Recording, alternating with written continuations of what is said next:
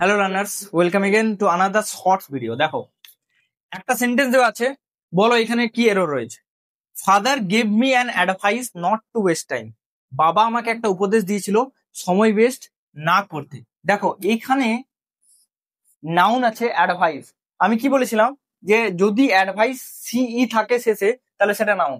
তাহলে নাউন কোন নাউন? না আনকাউন্টেবল নাউন। কোন নাউন? Uncountable noun. এবার আনকাউন্টেবল নাউন হলে কিছুগুলো রুলস ফলো হয়, সেটা একটু মাথায় রাখবে। যে যদি কোনো নাউন আনকাউন্টেবল তাহলে তার আগে কখনো এ বা অ্যান আর্টিকেল বসবে না। যদি আনকাউন্টেবল নাউন থাকে তাহলে তাদের সাথে কোনো প্লুরাল ভার্বও বসবে না। এদের সাথে মেনি বা ফিউ আগে কখনো বসে না।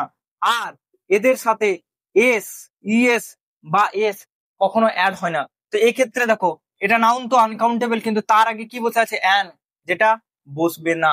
এক্ষেত্রে আমার সঠিক সেন্টেন্স কি হবে? Father gave me advice not to waste time.